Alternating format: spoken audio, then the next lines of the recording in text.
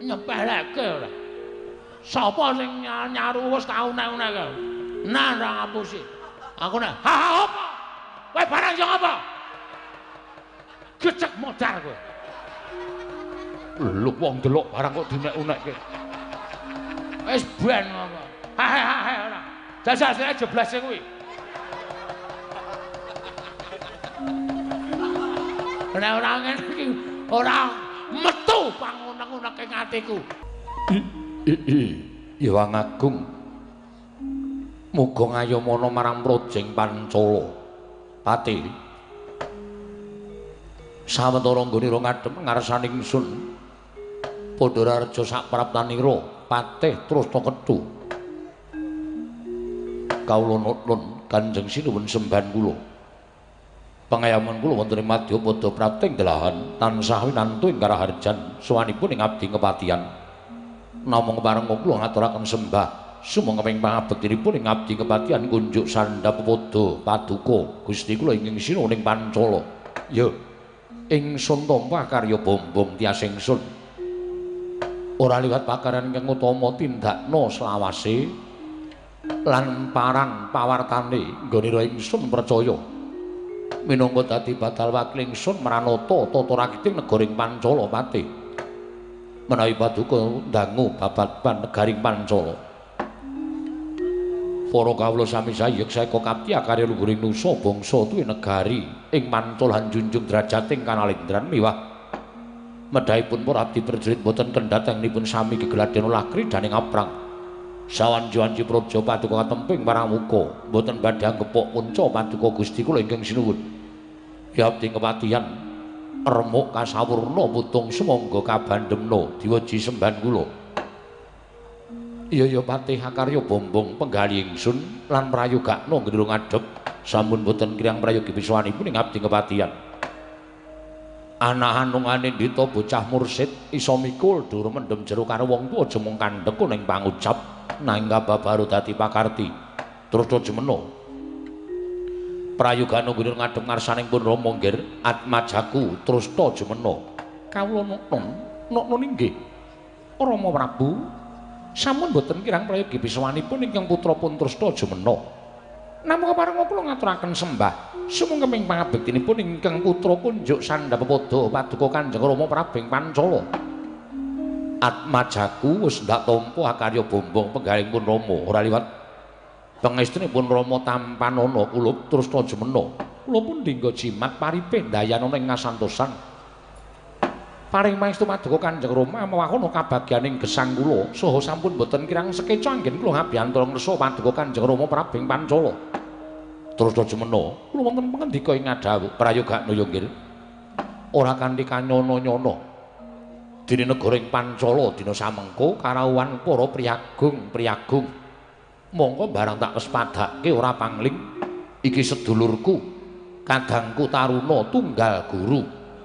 Ya kuwi Begawan Durna, ya Kumbayana ingkang rawuh ana negara ing Pancala. Bebarengan kelawan rawuh anak Prabu Tiyang Agung ing Mandura.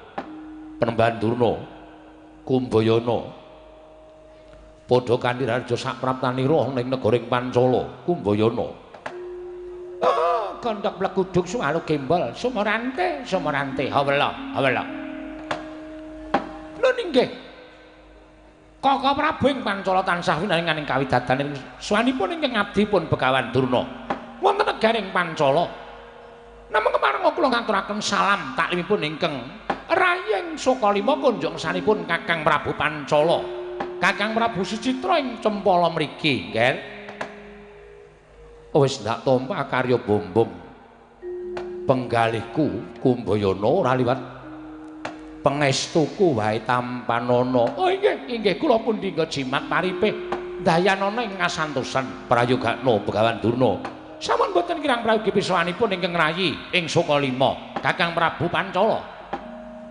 Anak Prabu Mandura katuran karaharjan rawuhipun wonten negaring Pancala nggih. Anak Prabu Mandura jagat wasisaning Bathara Wayaktur jagat. Nggih, Paman. Sampun boten kirang prayogi anggen kula ngabiyantara saha tansah piyanganing kawidadan sawanipun ingkang putra ing Mandura pun Baladewa. mangga widodone skala sowan kula tebih saking rubeda namung keparenga kula ngaturaken sembah sumengkeping pangabektinipun ingkang putra kunjuk ngersanipun Paman Prabu Pancala kula tampi karya bombong raos rimanahipun ingkang bapa ing Pancala mboten langkung kasrecakno anggen jengandika lenggah anak Prabu Mandura Paman Prabu Pancala sampun boten kirang prayogi pisowanipun ingkang putra ing Mandura dinten sak mangke menika nuwun sewu akarya kagiat raosing manahipun ingkang bapa ing Pancala nggih teka rawuhipun anak Prabu ing Mandura sesarengan kelawan kadang kula inggih menika pun Yayi Begawan Durna wonten wigatos menapa nunggal karsa menapa wonten wigatos piyambak-piyambak tegesipun Yayi Durna anggenipun rawuh wonten ing negaring Pancala menika nggadahi paridamel piyambak dene paduka anak Prabu ing Mandura rawuh wonten negaring Pancala menika ugi nggadahi sedya ingkang badhe katuraken dhateng bapa ing Pancala menapa mekaten menapa nunggal karsa keparenga ingkang bapa nedya nganglungaken jangga nilingaken karna midhanget aturipun anak Prabu ing Mandura anak kula Kyang Agung Baladewa jagat wasisane kubathara wayaktara jagat paman sewu-sewu kalepatanipun ingkang putra Tadah Wadana yektosipun sowanipun ingkang putra ing Mandura menika mboten kok nggadahi karsa ingkang badhe kula aturaken dhateng sanipun Paman Prabu Pancala menika babar pisan boten lakar kaleresan sabdanipun Paman Pancala bilih sowanipun ingkang putra ing Mandura menika nunggal karsa kelawan bapa Beneman Durna lho nunggal karsa kaliyan kadang kula pun Yayi Kumbayana mila kaleresan mekaten Paman lajeng wigatosipun menapa menawi dipun keparengaken ingkang Paman cumadong dawuh menapa badhe wonten pangandikan saking anak kula ing Astina anak Prabu Duryudana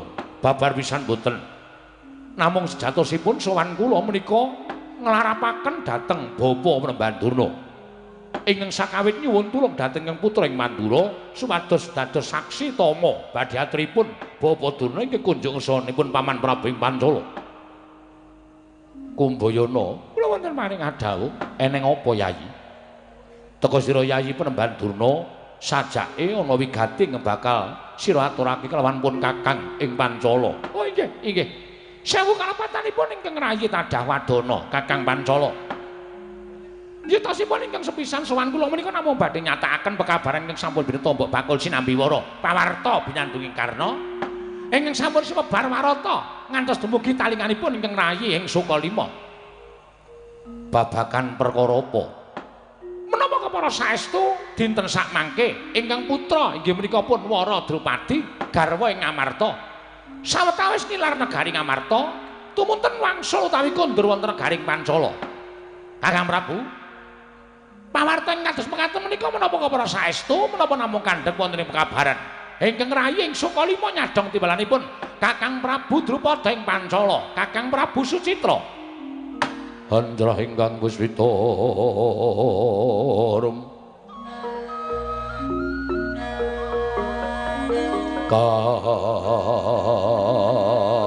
kasiliring samirana mrih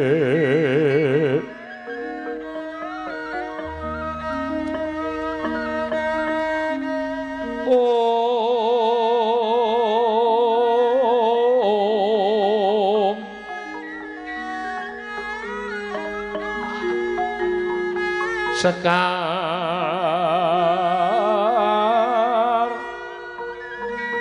gadung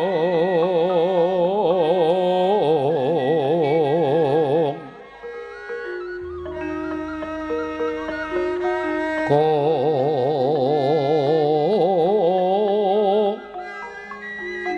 ngas kandhanya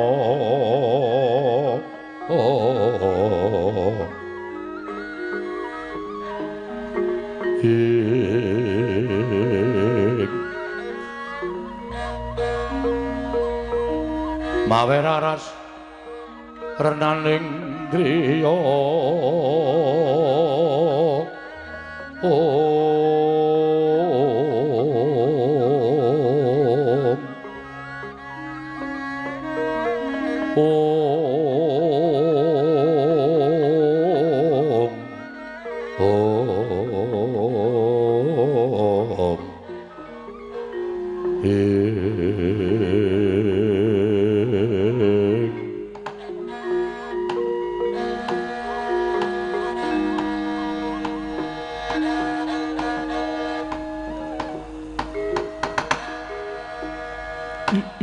jagat wasisaning Ubathara Wayagara jagat.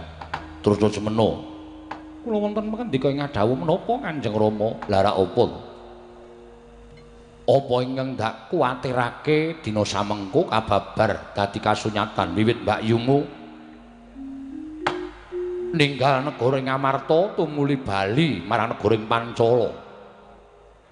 Ing atase Mbak Yumu kuwi wis winengku dening kakung mongko kok bali marang wismane tegese wong wadon ingkang purik ana ing bali wismane utawa ning papan dununge kuwi bakal dadi rerasananing wong sak jagat tinemune dina samengko nyata. Pekabaran anakku Waradrupadi ngono wis bali marang Projeng Pancala nganti tekan talinganing ya kuwi Yayi Begawan Durna apa dene anak Prabu Tiyang Agung Mandura lan mbok menawa kabeh para kawula sak negara Ngastina wis padha mireng lan wis padha ngerti yen to Mbak Yumu purik ana ing negara ing Pancala bali ninggal negara Ngamarta. Inggih. Pomo dipomo. Sesa upama kowe winengku utawa kowe mengko garwa, aja demen regejegan jroning mbangun kulawarga, aja demen regejegan gone mbangun bali wisma. Luwe-luwe aja nganti esuk bojomu entuk purik ana ing bali wismane. Merga iki dadi cacataning wong sak donya, dadi cacataning wong kang krungu marang lelakon iki. Mbak Yumu bali ana kedaton Pancala nganti Yayi Begawan Durna anak Prabu Mandura nanjihake ana ing negara ing Pancala. Tumuli dina samengko aku kudu matur kepiye kelawan Yayi Begawan Durna lan Tiyang Agung Mandura. Nuwun sewu Rama Prabu. Gandeng sedaya sampun kelampah. Amun menapa menawi Paduka Rama Prabu tumuli prasaja dhateng inggih menika Paman Penemban Durna miwah Kanjeng Kaka Prabu ing Mandura. Ngono ya, terus aja meno. Iki kasinggihan mekaten. Yayi Penemban Durna, kula wonten maring ngadhawuh. Panjen kepara nyata yen to atmajaku Waradrupadi dina samengko bali marang Projeng Pancala. Ya Projeng Cempala kene Penemban Durna. Oh, menawi ngaten leres. Menawi ngaten leres. Pawarta ingkang sampun kula tampi pawarta ingkang sampun ngantos dumugi wonten ing Pertapan Sukalima bilih Dewi Waradrupadi dinten sak mangke wangsul dhateng negari ing Pancala. Dene sababmu sababipun mboten sanes pawarta ingkang sampun kula tampi krana inggih menika anak Prabu ing Ngamarta, anak Prabu Puntadewa. Sampun wonten tigang candra etang kelengganingga dinten sak mangke menika nilar negari Ngamarta. Mongko mboten dipun mangertosi wonten pundi papan lenggahipun Nalindra ing Ngamarta Prabu Darmakusuma. Tumuli kodhong sutaninggalih Dewi Waradrupadi kondur wonten garing Pancala. Oh, ngaten leres Kakang Prabu. Menapa ing sampun kula aturaken dhateng kersanipun Kakang Prabu menika panjenengan sampun paring dawuh kepara saestu bilih ingkang putra kondur wonten garing Pancala. Ya, pancen bener. Terus sak banjure aku tak takon karo Yayi Penemban Durna. Apa ta wigatine? Dene sira Yayi Penemban Durna teka nyatakake lawan atmajaku Waradrupadi nggone bali marang Projeng Pancala. Ah, menika mekaten. Estripun anggen kula nyatakaken wonten negaring Pancala menika, kula nuwun sewu lho, sinuwun. Nuwun sewu Kaka Prabu. Estunipun kula menika namung ngeman dhateng asmanipun putri Pancala inggih menika pun Waradrupadi. Ngeman dhateng putra Paduka. Ngeman ing atasipun Waradrupadi menika garwa Nalindra. Nanging gandeng tinilar dening Nalindra utawi tinilar dening kakungipun tumuli Waradrupadi menika kondur wonten negaring Pancala. Alok ing kathah sami nyebataken wong wedok sing wis ditinggal wong lanang menika naminipun Ronda. Apa Yayi Penemban? Rondo. Rondo. Utawi jandon. Janda. Monggo sing jeneng wong wadon sing wis ditinggal wong lanang tumuli bali wonten bali wismanipun menika nuwun sewu mbanipun Randa menika lek mlaku wis dijinjet-jinjet mesti dirasani karo tangga teparo. Sak tingkah polahe menika mesti dirasani didikek karo tangga teparo. Galo si A arep mrono galo. Mumpung sing lanang ora ana. Arep mbiah-mbiah sak penake dhewe. Mila ingkang saking menika kangge jagi asmanipun ingkang putra inggih menika pun Waradrupadi sampun ngantos cinacating dening sesami, cinacating dening para kawula dikandha wong mrana-mrana. Kula menika istripun namung badhe kepengin ngayomi, melindungi dhateng pun para Drupadi supaya pun ngantos banger bacin asmanipun mergi dipun raosi dening para kawula lan para sentana sak negaring Pancala. Langkung-langkung wonten ing sak jawining rangkah negaring Pancala menika boten prayogi, boten prayogi. Mila tumunten tuwa mrentuling manah kula Kakang Prabu sowan kula menika namung badhe milujengaken dhateng asmanipun ingkang putra pun Wara Drupadi. Ose tegese piye? Tegese piye? Ora usah dadak mbok kalang-kalang ngrembuke Yayi Penemban Sukalima matur kaya mengkono mau lereke piye? Coba aku tak nyuwun prisa. Nah, menika ngaten. Gandeng anak Prabu Darmakusuma menika sampun 3 candra mboten kundur wonten negaring Ngamarta. Samenika ngaten kemawon dipun sebar nawala pawarta bilih Ratu Ngamarta pejah ngaten kemawon. Ratu Ngamarta Prabu Puntadewa pejah. Lah nyatane digolekne ndi ora ketemu. Nek umume lunga tanpa pamit menika dipun upadi tertentu dipun mangertosi wonten pundi papan dunungipun, menapa tapa, menapa prihatin, menapa dos pundi mangke boten mangertos. Ning sing cethak ana piyayine. Ha nek 3 sasi menika dipun upadi boten wonten menika ategesipun nyengsaraken dhateng putra pun Wara Drupadi.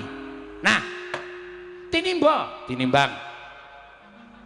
Wara Drupadi menika mangke dipun raosi dening tangga tepalih, dipun raosi dening para kawula. Mila kula badhe milujengaken ingkang putra pun Wara Drupadi sarana Wara Drupadi menika kula rengka minangka tetimbanganipun ingkang rayi ing Sukalima pun Begawan Durna. Gusik. Gajeke Yayi Durna kuwi rak wis duwe garwa. Yayi Penemban Sukalima kuwi wis duwe garwa. Sampun. Malah beda karo kahanane liyane. Jare garwa Sukalima kuwi malah sikile papat. Panyeleres. Lah kok isih arep garwa karo anakku Wara Drupadi. Panjenengan suku sekawan menika sampun kula setrakaken wonten ing Stadion Pacar. Lho, kanggo apa? Kangge Bupati Kap. Sawanci-wanci pendak taunipun badhe. Kula ginakaken supados berlomba-lomba. Bapak Duna, wonten dawuh nggih. Mbok ngendikanipun menika ingkang sae. Panjenengan menika pendhita, kula menika kisruh pikiran kula. Kula menika badhe nembung dhateng putranipun Kakang Prabu Drupada inggih Wara Drupadi. Menika janjanipun pikiran kula menika kisruh. Apa ya iya, apa ya ora. Nek ora kok ati kula wis mantep. Dene nek iya, kula menika anggenipun badhe nglampahi menika dos pundi wong nyatanipun. Nuwun sewu. Sing jeneng jodho menika wonten astanipun Gusti. Nggih. Jodho menika wonten astanipun ingkang gawe jagat. Nadan Bapak Durna sak mangke tidha-tidha penggalipun dipun dadosaken madhep mantep penggalipun. Sapa ngerti Wara Drupadi kersa ngladeni dhateng Bapak Penemban Durna.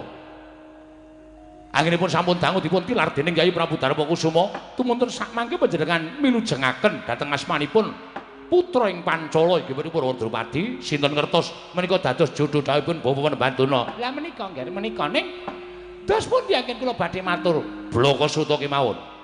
Blokasuta kemawon sampun ngantos ajri. Paman Prabu Pancala tartemtu nampi dhateng panjenenganipun Bapak Penemban Durna. Oh nggih. Kakang Prabu ngaten kemawon. Blokasuta blakutang terus terang. Sowan kula menika namung badhe angebon-bon ing jangan jejawas sonten gandeng Wara Drupadi sampun tinilar Prabu Puntadewa 3 wulan laminipun. Monggo mboten wonten pengabaran menapa kemawon. Werkudara Janaka sampun budidaya ngupaya wonten pundi lenggahipun anak Prabu Darmakusuma parantri boten pinanggih. Dipun pesthekaken kemawon menawi samangke Wara Drupadi menika sampun boten nggadahi guru laki tegesipun sampun boten nggadahi sesembahan. Anak Prabu Darmakusuma dipun singkiraken sampun ngantos dipun penggalih. Samangke Wara Drupadi kula ingkang badhe mengku badhe kula boyong wonten pertapan Sukalima. Paman, anak Prabu Mandura wonten dawuh. Boten ateges kula menika badhe tumut-tumut perkawisipun Bapak Durna ning gandeng kula menika sampun dipun dadosaken saksi tama. Kula namung badhe ngiyataken dhateng rembakipun Bapak Penemban Durna. Saking memanggipun ingkang putra ing Mandura menapa dipun aturaken Bapak Penemban Durna menika kepara saestu lan sanget mesakaken dhateng kawontenanipun inggih menika pun Yayi Wara Drupadi. Anggenipun sampun dangu tilar dening garwanipun Prabu Darmakusuma. sak mangke sampun ngantos dados reraosanipun para kawula, reraosanipun para nayaka lan reraosanipun para punggawa negaring Pancala. Menapa mboten langkung sae menawi sak mangke ingkang putra Nyai Waradrupadi menika winengku dening Bapa Panembaduna. Lho, menika nggih. Angger Baladewa menika resanganipun paring pangandikan. Kakang Prabu Pancala sak mangke sampun ngantos bot nggadahi pot-repot wonten penggalih panjenengan. Waradrupadi badhe kula sengkaken ngaluhur, badhe kula muktekaken wonten ing pertapan Sukalima. Gusti, yen iki mengko anak Prabu Puntadewa tumuli timbul ning Praja Ngamarta, apa ora dakriwikan dadi grojogan geguyon dadi tangisan ing atase durung ana nawala Waradrupadi dibalekake marang negaring Pancala. Balining Waradrupadi kuwi saka karepe dhewe merga ning negara Ngamarta kuwi bingung. Penggali anakku Waradrupadi tumuli trima bali ing negara ing Pancala. Lah yen nganti anak Prabu Puntadewa iki mengko kundur marang negara Ngamarta, apa ora jeneng bibiti perkara antaraning Pancala lan negara Ngamarta, Yai Panembaduna? Mangke kula ingkang badhe matur dhateng anak Prabu Darmakusuma. Kula ingkang badhe matur dhateng anak Prabu Darmakusuma. Kula ngertos watak wantunipun anak Prabu Darmakusuma menika kula nuwun sewu, Nalendra ingkang lila legawa lair trusing batin. Aja kok nung bondo donya disuwun, aja kok mung bojo dijaluk, nadyan nyawane disuwun dening piyai sanes kemawon badhe dipun paringaken dening anak Prabu Puntadewa. Mila kula pitados menawi samangke kula sampun kelampahan sah tumrap ing negaring Pancala dados Waradrupadi menika dados bojo kula tetimbanganipun ingkang rayipun Begawan Duna. Kula ingkang badhe matur dhateng anak Prabu Puntadewa lan kula saged mesthekaken bila anak Prabu Puntadewa samangke badhe nampi lelampahan menika kanthi lega legawaning penggalih. Iya, iya. Nanging sing banger bajin asmane dudu sapa-sapa. Ning wong tuane Waradrupadi ya kuwi aku Panembaduna. Ing atase aku kuwi Darbe putra ya kuwi Waradrupadi durung dipisah, durung dipegat karo anak Prabu Puntadewa teka tak rabekake karo Begawan Durna. Apa ora jeneng aku kuwi wong tuwa sing mamak mumuk ora weruh marang kahanan. Ing atase atmajaku durung dipegat karo guru lakine kok tak rabe karo wong lanang liya kuwi apa ora jeneng mengko bakal ngucemake asmaning Nalendra ing Pancala. Menika mangke wonten pawadan sanes. Menika mangke wonten alasan-alasan yang saged dipun aturaken. Amargi kangge njaga naminipun ingkang putra pun Waradrupadi sampun ngantos dados raosan menika ugi saged. Kanthi pawadan sanes Waradrupadi sampun 3 wulan boten kempal kalian piyai kakung menika ugi saged. Amargi sampun 3 wulan boten dipun kempali dening garwanipun menika menawi tata cara wonten ing ijab kabul menika sampun sah dipun pegat. Sah dipun pegat. Mila ingkang saking menika samangke kula aturi paring dawuh ingkang saestu dipun maringaken menapa mboten Kakang Prabu Pancala ingkang putra Waradrupadi badhe kula baya wonten pertapan Sukalima. Mboten badhe dawuh wonten ing Padasuri, nanging badhe dawuh wonten ing Kasur Babut Permadani. Kasur Babut ingkang samangke badhe kula aturaken dhateng pun Waradrupadi dados sarana perlambang inggih menika kuncara sarta anjayang bawana ingkang putra pun Waradrupadi. Kakang Prabu Pancala, Kakang Prabu Citra inggih Kakang Prabu sembahan kula. Sidhem jroning pasewakan wadya gung tanpa sabawa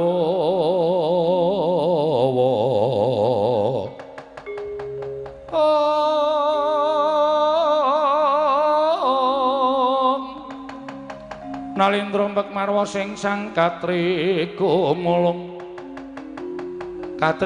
mangrembak ing wadya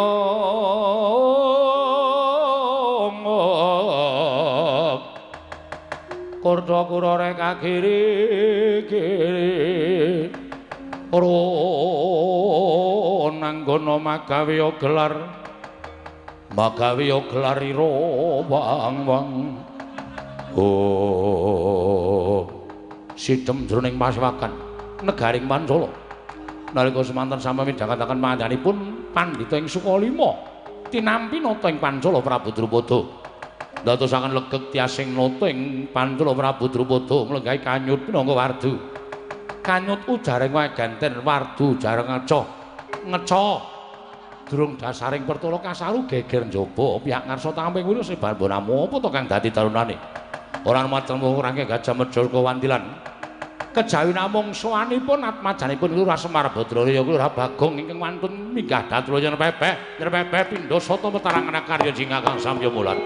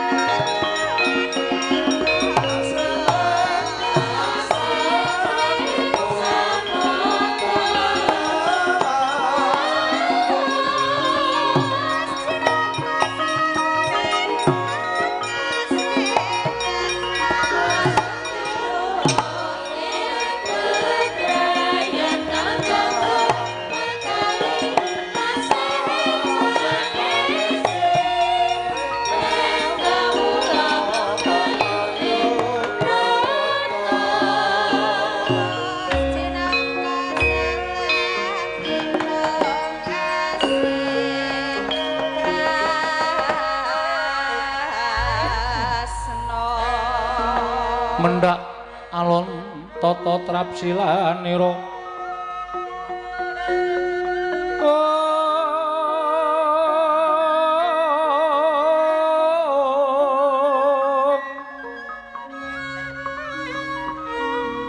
ngajomaken astanira kalih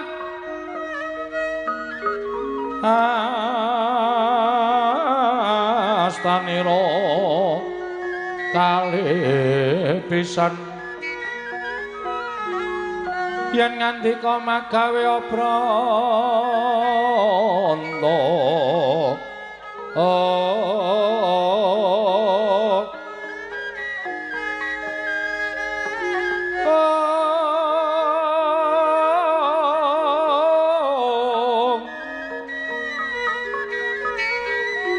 yen ngandika magawe obranta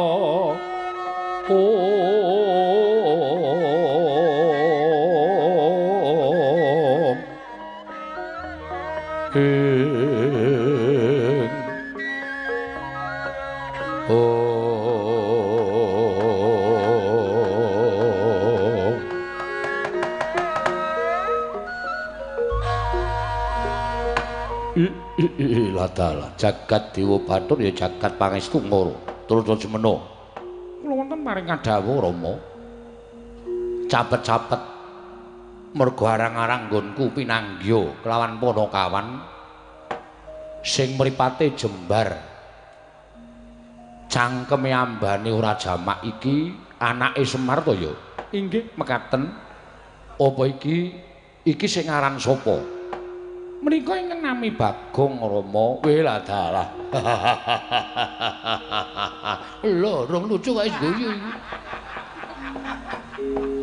Mergo kaget aku. Bareng aku nampa ature anakku terus jemena yen sira kuwi Bagong. Bener. Bener Bagong. Nggih. Padha kanthi raja sapraptamu ning negara Pancala. Nonamet pasang Kalimantabe tinebene ledune dumawing tawang-tawang. Lenepatna ing tulak manu sinuwun. Leres kula ingkang ngabdipun Bagong karana nggih mbok arang-arang pinanggih kalian Sinuhun Prabu ing Pancala. Iya. Sinuhun Prabu Dubriksa Drupada. Drupada. Oh iya. Dubriksa iki buta e. Sinuhun Prabu Drupada keparang kula ngaturaken sembah semung keping pangabekti kula kunjuk. Iya tak tampa. Pangestuku tampan ana. Kula pundhi nggo jimat paripe dayanana ing kasantosan sinuwun. Panakawan Bagong padha raja sapraptamu. Ndara sinten sampean? Aku Trasta Jumena. Wah, Mas Trasta. Trasta Jumena. Nggih, Mas Trasta ya Mas Jum. Iya. Kula ngaturaken bekti kula kunjuk nggih, Mas Jum. Iya. Pangestuku tampan ana. Kula pundhi nggo jimat paripe dayanana ing kasantosan. Bagong Padhararja sapraptamu. Lho, menika sinten? Aku Patih Trasta Kethu. Wah, Kethu. Iya. Nggih, nek ana patih bekti kula kunjuk. Iya tak tampa. Pangestuku tampan ana. Kula pundhi nggo jimat paripe dayanana ing kasantosan. Oh, lole kenthos lalu gembol manyar-manyar. Bagong Padhararja sapraptamu, Bagong. Nek niki mboten pangling ketara lole niku. Kalih gembol manyar-manyar teruse duk neng dungkul tung. Begawan Durna. Iya, aku Begawan Durna. Nggih. Kala ngateng mriki. Oh ya wis wonten aku sowan ning negara Pancala, Bagong. Syukur. Padhararja sapraptamu, wilujeng penemban bekti kula kunjuk. Oh iya tak tampa. Pangestuku tampan ana. Nune nggih. Sanget anggen kawula ndadosaken jimat paripe. Bagong. Padha kanthi raja sapraptamu. Nek suarane kados Ndara Baladewa, ya aku Bendaramu Mandura. Lah rak tenan to. Wilujeng nering sambi kala sowan kula bekti kula kunjuk sinuwun. Ya tak tampa pangestuku tampan ana. Kula pundhi nggo jimat paripe dayanana ing kasantosan. Prayogan nuwun mungadhep ning karsaning Paman Prabu Pancala Bagong. Nune nggih. Sampun boten kirang prayogi pisuwanipun abdipun Panakawan Bagong. Bagong, wonten dawuh sinuwun. Eneng apa? Janur gunung kadingaren ora kaya adat sabene arang-arang yen to Panakawaning Pandhawa kuwi sowan ana negara ing Pancala. Lah kok dadi sira sowan ana negara Pancala kuwi wigatine apa, Bagong? Ingkang sepisan kepareng ngaturaken salam ana sembah pangabekti kula kunjuk ngersanipun Sinuhun Prabu Pancala. Ya, tak tampa. Pangestuku tampan ana. Kula pundhi nggo jimat paripe dayanana ing kasantosan. Ndungkap angka kalih. Wale-wale menapa sinuwun? Sowan kula sampun Prabu Drupada menika wonten wigatos ingkang badhe kula aturaken sehubungan kalian awak kula piyambak. Lho. Piye to tegese piye? Ana wigati ngemagepokan karo awakmu dhewe iki tegese piye? Ah, menika ngaten. Sowan kula sanipun Sun Prabu Drupada menika nyatakaken dhateng pekabaran sampun birta Mbok Bakul Sinambiwara pawarta binanduking Karna menapa kepara saestu bilih inggih menika putra Paduka pepundhen kula Gusti Ayu Wara Drupadi menika kondur wonten ing negari Pancala. Sinuwun. Ya, pancen bener. Lah apa kowe diutus dening bendaramu Werkudara apa dene Janaka apa nekula Sedewa supaya nyatakake anakku bali narang negara ing Pancala? Oh, mboten, mboten. Lho, ora diutus. Mboten. Lah apa to sababe kok kowe nyatakake marang Atmajaku Wara Drupadi? Menika karep kula piyambak. Karep kula piyambak. Terus karepmu piye? Ana wigati apa ing magepokan kalawan Atmajaku Wara Drupadi? Ha menika ngaten. Kula menika nampi sasmita ingkang dumeling tanpa wujud wonten ing madaning pasumpenan nalika tilem wonten ing Parangkusuma. Wekdal dinten kepengker kula menika nenepi wonten pinggiring segara. Ya. Beta klasa alit. Kula tilem janjane nggih ajeng lek-lekane kok kelekaran niku karang angine ya kepenak. Terus maklak ilang saknalika kesadaran kula jebul kula menika manjing wonten ing madaning pasumpenan. Lho, manjing jroning pangimpen. Mekaten. Pinanggih kalan setunggiling Jawata ingkang nuwun sewu radi mboten ketingal peteng. Ya. Jawata menika kala wau paring dawuh kalian kula. Bagong, iki negara Ngamarta lagi ketaman pacoban. Mongko kowe dadi abdining para Pandhawa. Ngoten menika. Ya. Sabanjure. Mula kowe kudu iso nyelametke. Kowe kudu iso gawe arum asmaning para Pandhawa tetep dadi sangsa ngagunging para kawula sak jagat iki. Lah kowe tak kandhani ya Bagong. Lho, kok sik dewa paring sasmita kok akeh banget. Niku ceramah. Oh iya. Kula midhangetake piyambak. Lah, supaya kowe kuwi iso gawe arum asmaning para Pandhawa gandeng. Iki Prabu Puntadewa iki lagi jengkar. Mongko ora dingerteni menyang endi papan dununge Prabu Puntadewa. Lah, Wara Drupadi iki garwane kondur ning Pancala. Aja nganti kucem asmaning Dewi Wara Drupadi, aja nganti kucem asmaning putri negara ing Amarta, prameswari negara Ngamarta. Mula kowe sowan ning Pancala kanggo sawetara wektu kowe dadi sulihe Prabu Puntadewa. Ngaten menika. Lho. Kose-kose. Tegese dadi sulihe Sinuwun Puntadewa utawa anak Prabu Puntadewa iki tegese piye? Kula dhewe ya ora dong. Kula tumuli maturan dewa wau. Nuwun sewu Bu Kulun. Kula dipun dadosaken sulih menika tegesipun kados pundi? Dewa wau niku paring dawuh ingkang dadosaken kula menika kagiat. Kaget. Inggih. Ora ketang sawetara wektu kanggo nyelametake asmaning Dewi Wara Drupadi, kowe nang negara Pancala nglamar Wara Drupadi peken bojo sementara waktu. Kusik to. Ngepek bojo kok ming sedela iki piye? Lha niku kulina nganten niku. Lho, kulina ngono piye? Lha niku nek ngepek bojo niku mung dela-dela kula. Cocok mboten? Nek kira-kira ora pancen cocok ya culke. Nek kira-kira cocok ya teruske. Ngene nganten biasa nganten. Mulai edan kuwi. Lah anak kuwi dudu sing kanggo jajal-jajalan ki ora prayoga. Mboten jajal nika resmi. Dados ingkang putra menika mangke menawi purun dhaup kalih kula, mangke nek Sinuwun Puntadewa sampun kondur, kula konduraken. Lho, lah upama baline setahun ngono nggih. Piye njuran? Lah, kula ya ngepek bojo gandeng saniki tindak niku wis 3 sasi ya 7 sasi menjadi hak milik saya. Lho. Kok kaya ngono lho. Niku wis biasa teng omah kula. Gareng niku nek lunga suwe niku bojone titipke kula. Weh, ngono to. Niku pun biasa. Kowe lungane pirang dina, Reng? 7 dina. Titip bojo ya, Gong. Nggih kula gawa teng omah. Weh. Kowe ya diladeni. Lah iya. Ya ora masalah. Lho lah gareng kok ya trima. Lah kula nek lunga le bojo kula titipke gareng kok. Dadi tenggen kula niku wis usum, genti-genten niku wis usum. Edian. Lah kok dadi kaya ngono ki piye? Sing ra entuk dititipke kuwi bojone Semar.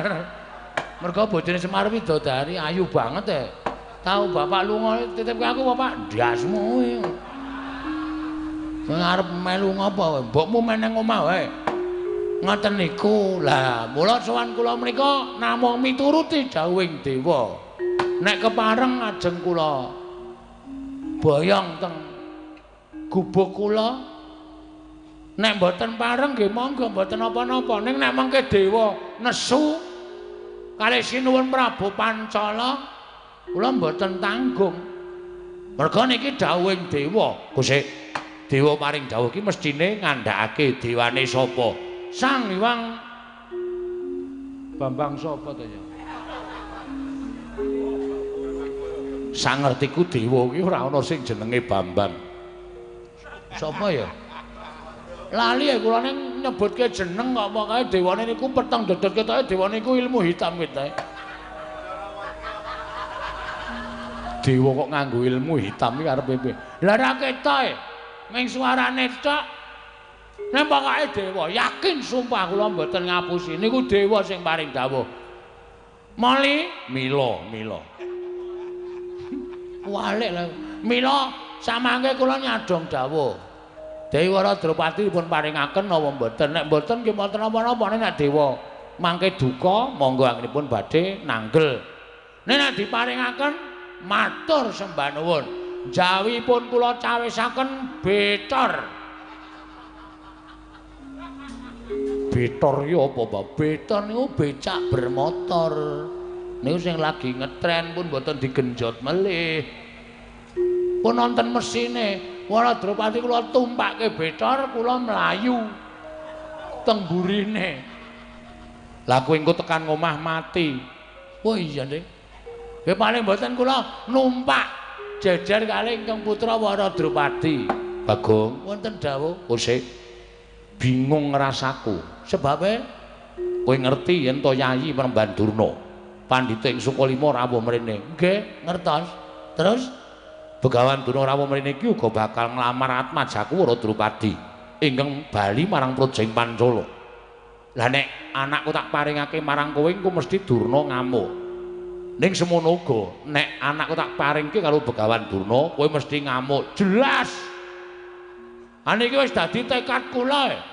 Kula niku wis tom-tomen kalih ingkang putra Wara Drupadi. Pun kula lukis teng tembok ruang tamu kula. Lho, sapa? Putra panjenengan Wara Drupadi nganggo anduk tok. Jas nika pokoke. Wiladala. Saka kepengin kula nuruti keparenging dewa. Nek sinuwun mboten maringake, kula ngamuk teng pundi niki jenenge? Pancala. Nek sampeyan maringake matur sembah nuwun. Napa ya abot Begawan Durna? Kalih Bagong. Nek pancen didelok rupane nggih loro niki ra eneng sing apik. Dadi anak sampeyan niku dilamar wong bosokan kabeh. Ning nuwun sewu, nek ditonton saka cocoking para kawula mung tamang tanting kawula semanten cacahe. Suara terbanyak mesti milih kula. Mboten wonten sing milih kalih Begawan Durna. Mboten wonten kecuali nek swara niku swara bayaran mesti milih niki.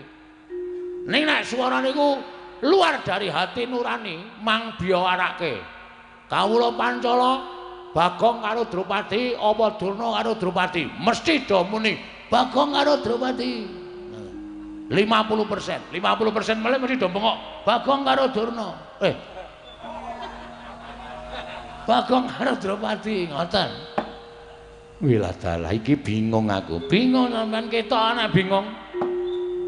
Pertama wau pun bingung sampean wis ketok. Lah lakon kok Bagong rabi iki ora gawe bingung apa ora pecandhase. Mula ya alon-alon mawon sak titahe waton tekan esuk sing penting wis dibayar ngoten mawon. Iya, kula niku gumun suwe-suwe kok ndok njaluk lakon kok waton sak kepenake dhewe. Suwe-suwe iso lho, Bagong supit ngono iso. Niki wit pertamane kula wis mikir terus e. Piye iki gek mengko lakone piye? Mongko wis diweling, lumayan bebas mawon rasa pakem-pakeman sing penting Bagong rabi. Tak takoni rabi lho sapa? Ha monggo. Napa ora pecah ndase niki? Niki dibayar ning iso setruk kula sesuk. Ya sing ati-ati. Ngati-ati piye mikir ket sore ngati-ati. Niki niku nek ora tak ganjel bokonge kula geblak ket wau-wau lho. Sebabe panggunge miring. Panggunge miring medhun iki iso mriko tenan. Ya piye? Lho. Malah ndukani seneni karo aku. Ha kula sak kepengin entuk kabar pawarta e. Pripun? Para Drupadi diparingke napa mboten? Nek mboten kula ngamuk niki wis kecekel tekan sadurunge gara-gara niki lakone. Monggo bar limbukan kula perang kali Kurawa wis lumayan. Engko terus gara-gara bar gara-gara mikir meneh. Ning ora masalah, apa-apa waton gelem nanggape kok. Bangane ra ngarani lakon ra nanggap nggo apa? Lah iya. Kowe kok malah gresula dhewe iki piye? Amen kok. Mangkel ya kula. Iya piye? Anake iki dikeke apa ora? Kok ya. Kula kei wektu 2 kali 24 jam. Suwe timen. Lewayangan ki ping tekan sesuk-esuk. Wah iya, Ding. 3 kedheping paningal. 3 kedheping paningal. Nek sinuwun Drupada mboten paring dawuh Bagong, anakku tak keke Durna apa tak keke Bagong? Ora ujar ora kaul. Nan kula nesu tenan teng mriki. Sampeyan ngerti to nek kula nesu kula nguyuh sak nggon-nggon. Biyen kratone Pesing mbok men. Asli kula ora guyon niki. Pun mang paring dawuh, kula nengga sabdanipun Sinuwun Prabu Drupada. Ora saya wae.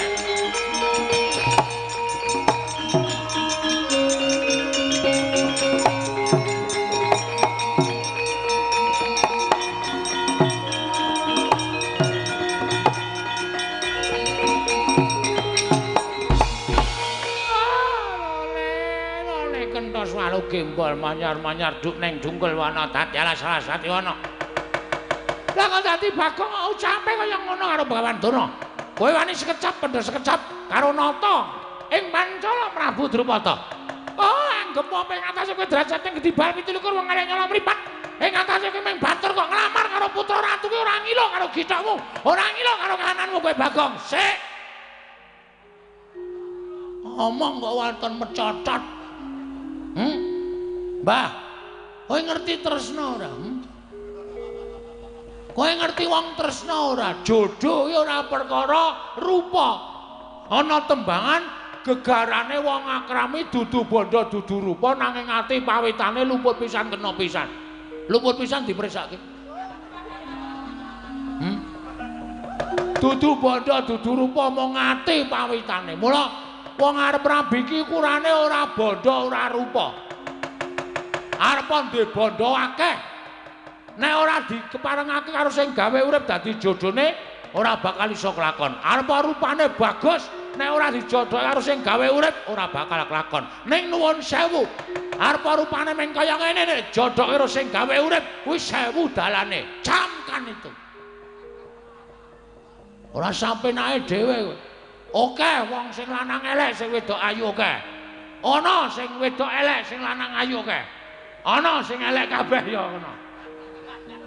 Ana sing lanang ayu, sing wedok bagus. Sing wedok ayu, sing lanang bagus. Kuwi ya pirang-pirang, bagus kabeh.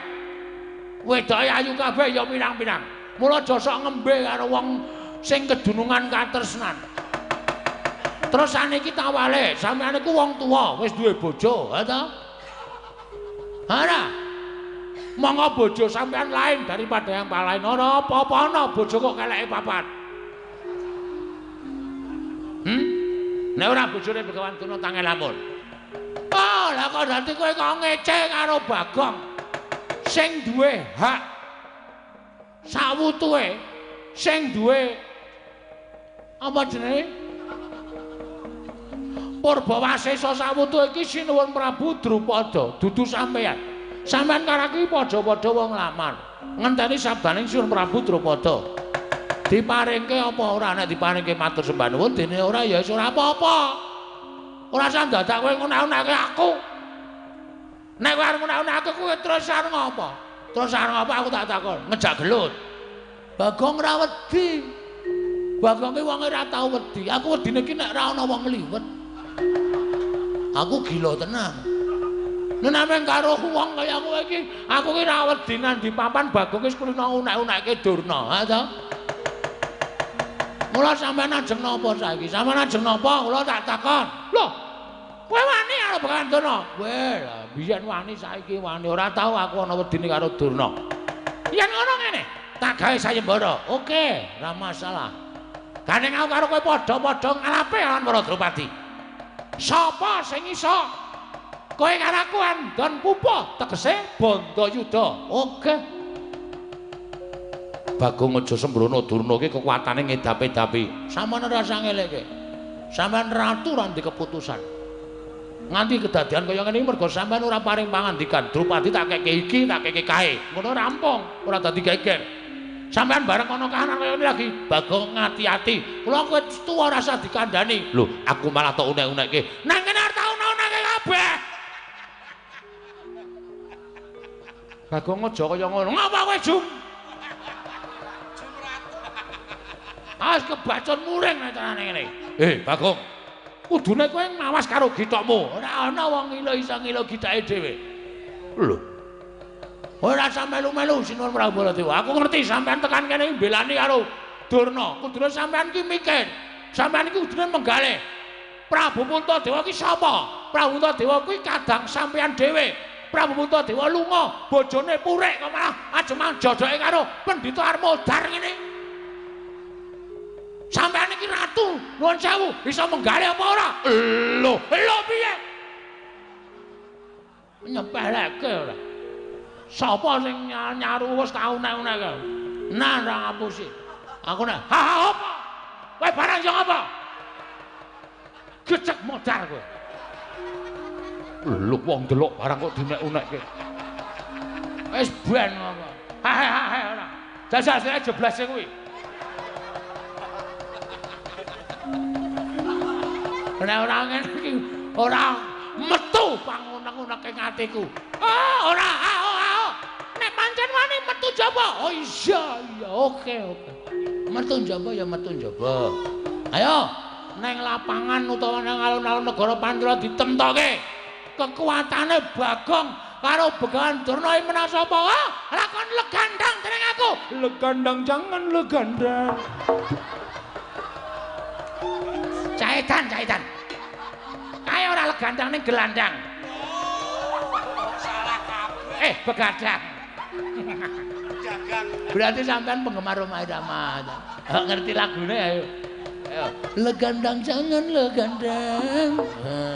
Ono kuwi. Sampean seneng lho.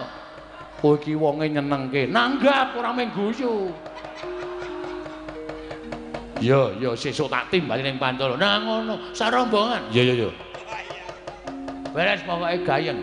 Yo Bagong. Nyuwun pamit lajeng gelut kalih Begawan Durna. Yo sing ati-ati. Begawan Durna sing ati-ati. Oh nggih Kakang Prabu Pancala ngestakaken dawuh. Ayo metu njaba. Iya. Kulino namung tatokke njaba.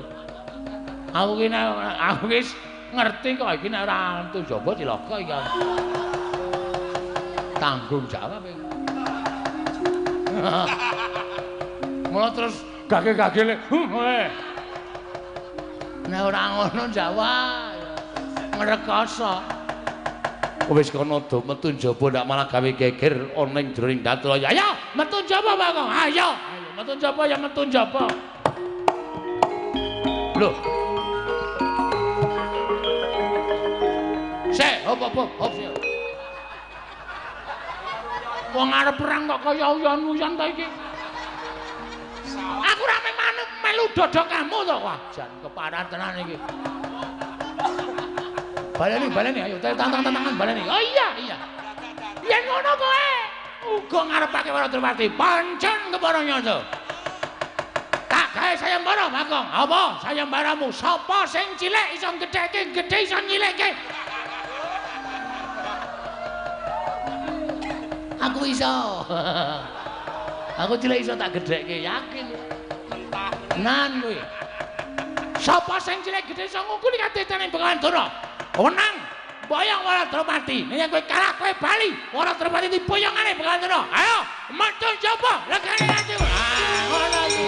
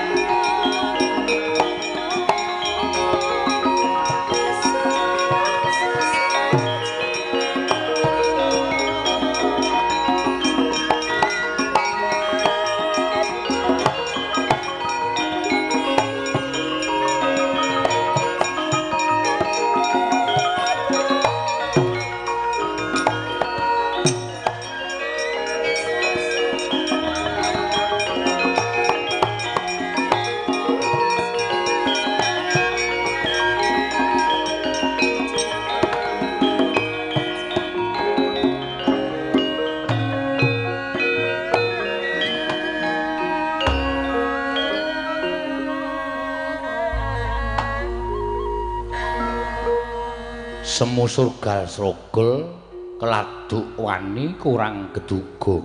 Inggih Kanjeng Rama.